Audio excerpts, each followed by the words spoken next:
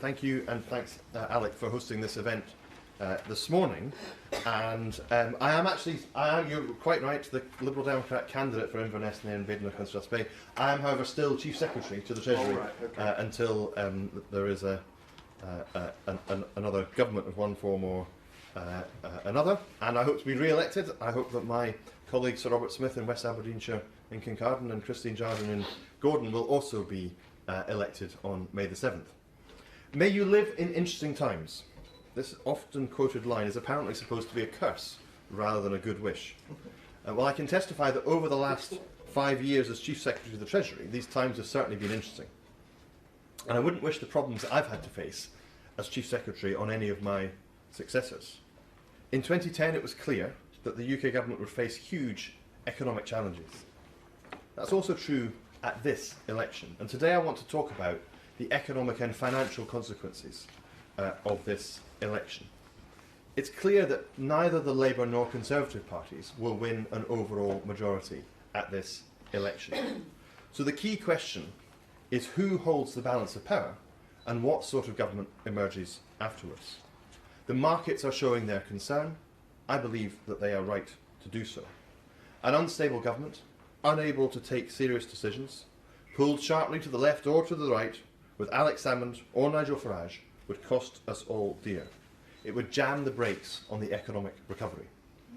As the market commentary makes clear, such an outcome would lead to higher costs of government borrowing, an estimated £4 billion a year more in debt interest, mortgage costs rising by an estimated £800 a year, and a weak and unstable currency. That would be both an economic disaster for Britain and an insult to the massive efforts and many sacrifices made by millions of people and businesses who are powering the UK's recovery forwards. But it doesn't have to be like that. I believe that Liberal Democrats have shown in the last 5 years that there is another way, where the party that holds the balance of power can actually make government stronger and more effective. When the history books are written about the last 5 years, I believe that they will come to some remarkable conclusions.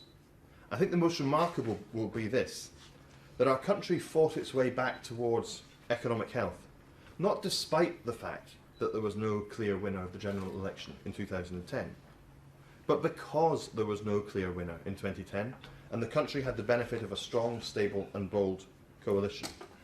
My party stepped up to the plate, entering government in coalition for the first time in 70 years, to ensure that we put in place and stuck to a firm and balanced plan to turn our economy around.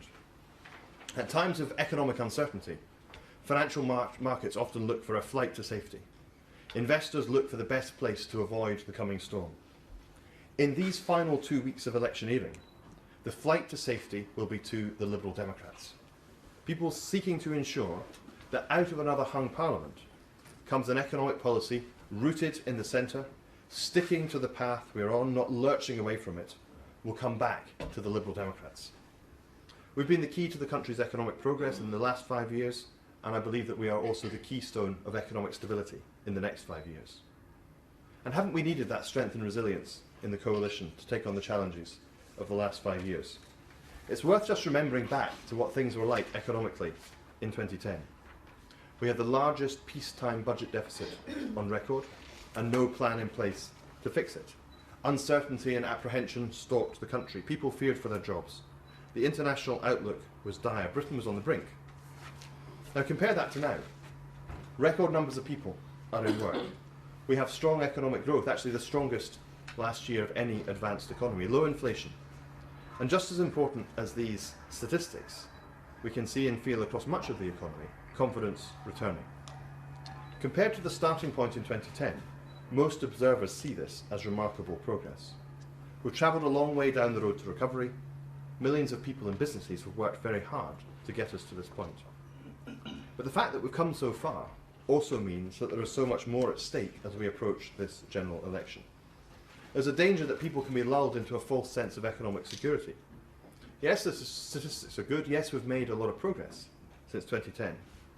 But the depth and scale of the problems that we inherited were great, and we still have more work to do to balance the books and to do so fairly. And then more work after that to reduce our national debt as a share of the economy. Because we still also, as a country, as the United Kingdom, have the largest structural deficit in the EU. We're still borrowing £75 billion a year to pay for our public services. We're still increasing the size of our national debt, and will do so for some time to come. So the next government will have to eliminate that structural deficit. We'll have to do so fairly, and do so at a good pace, not dragging the pain out for too long. The next government will also have to be in a position to make long-term choices to support economic growth, to back key industries like oil and gas here in Aberdeen, and invest in infrastructure and in skills, not be forced to limp from one short-term parliamentary crisis to the next. The next government also needs to be leading economic reform in Europe, not held hostage by politicians in UKIP and in the Conservative Party who are obsessed by leaving the EU. The most pressing responsibility of the next government will be to secure this recovery. To do that, we need stability, and we need to stick with the common sense and the balanced plan that's got us this far. That is what Liberal Democrats, and only Liberal Democrats, can provide. You'll have heard the oft-spoken mantra that all politicians are the same. Maybe some of you have said that yourselves. But the choices facing the British people this time put paid to that notion. There are pretty fundamental differences between the parties on the economy, and something else is different this time too. There are more parties in the mix.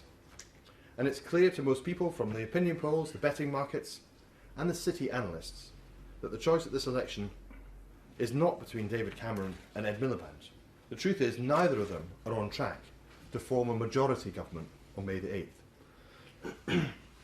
Desperate Dave and muddled Miliband will not admit it, but the only way for either of them to become Prime Minister is by working with other parties. So the real choice at this election is, who do the people of the United Kingdom want either David Cameron or Ed Miliband to work with? And importantly, how should they work together? The last 5 years proved the doubters about coalitions wrong.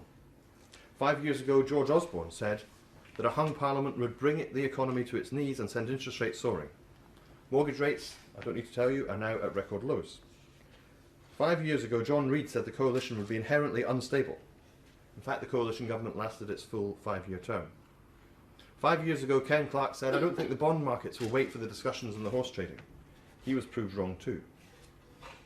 So now, with more parties in the fray, it's also vital that people have a clear understanding of the economic consequences of the alternatives on offer. Blue Kip on the one hand, the Nationalists and Labour on the other, or stable government with the Liberal Democrats.